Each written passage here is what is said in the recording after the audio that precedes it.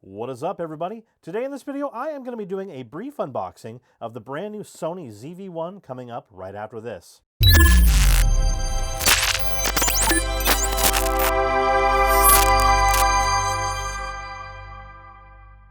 Hey guys, my name is Nelson, and on this channel I do technology and photography based tips, tricks, and tutorials, so if you are new here, please consider subscribing.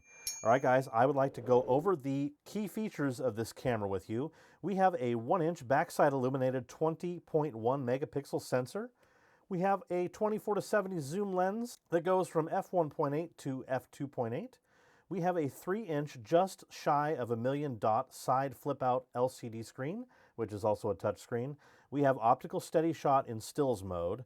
We have OSS with electronic compensation in video mode, which we'll be going over the pros and cons of that on a later video.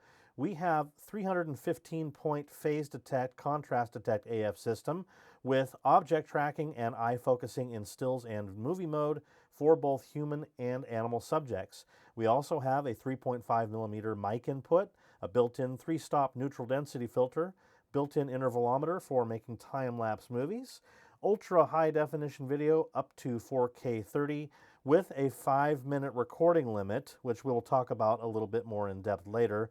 If you change the heat threshold, you get unlimited recording times until your memory card or battery dies. We have a built-in directional 3 capsule microphone, super slow-mo up to 960 FPS, which is pretty crap quality, but hey, it's 960 FPS. Also, in July, Sony is going to be releasing some software that will let us use the ZV1 as a webcam over USB for live streaming purposes. Also, we have a bokeh switch, which is a 1-button switch, which will blur out the background to give us that nice out of focus look. And we have a face appeal setting also. All right, guys, let us get on with this unboxing. All right, we've got our reference guide here. Warranty information. But let's get on to the good stuff.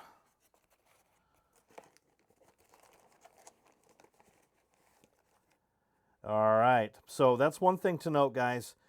We are on a micro USB connection here. So a camera in 2020, $799, and we still get a micro USB connection. That's kind of disappointing. And here is our dead cat, which goes into the hot shoe. Very cool that they included this. All right, and we have our NPBX1 battery.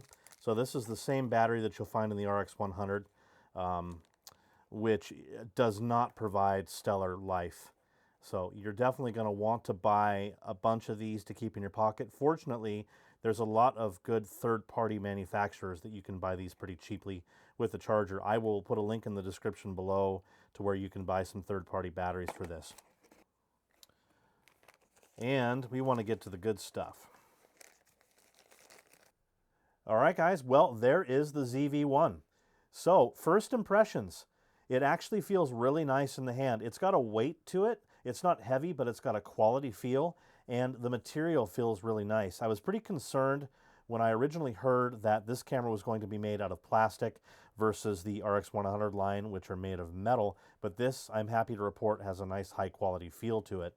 And here is our new grip on the front, which I am super excited about. And I'm happy to report also that it feels really nice in the hand with that grip. You've got the thumb grip on the back, and it feels really secure with a new grip on the front.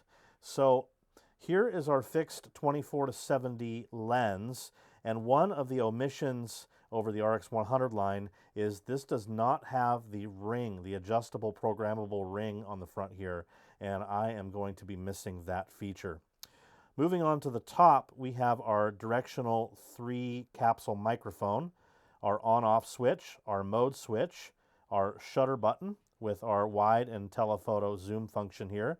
We have an enlarged record button, which is a very exciting feature to have.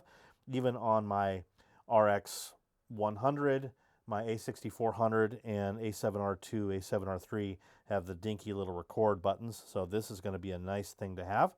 Right here we have our dedicated bokeh button, as they're calling it. So you press this button and it makes the background go out of focus for a more cinematic look. And it's also the C1 button, so you can program this. And we've got our hot shoe over here.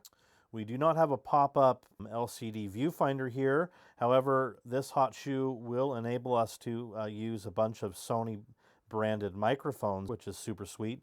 And the cool thing about that is when you use one of those mics, you don't have to have a cable going between your microphone and the side of the camera.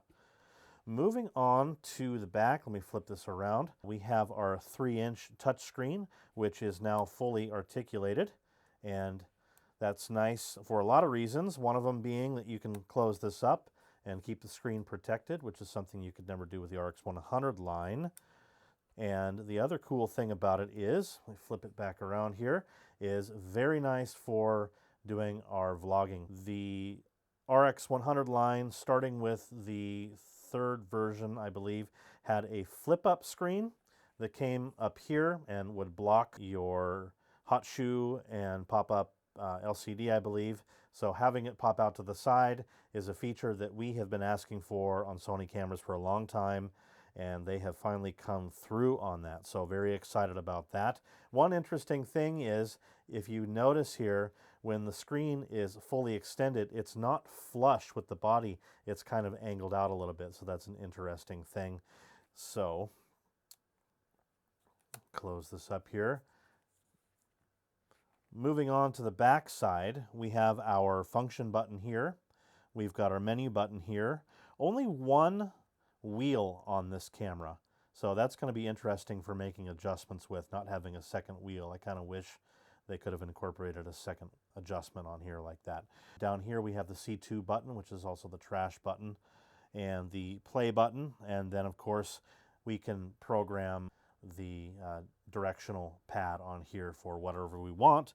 However, the way it's set up by default is up is display, down is exposure compensation. I'm not sure what the right button does, but over here is our shooting mode.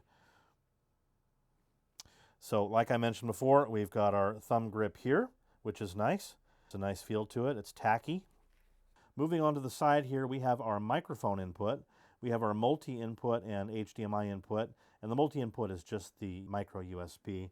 Let me pop this open really quick here. These are actually, that's kind of nice. They're their own individual doors. I kind of figured the whole thing was going to flip out, so you can keep the ones closed that you're not using. So that's kind of sweet.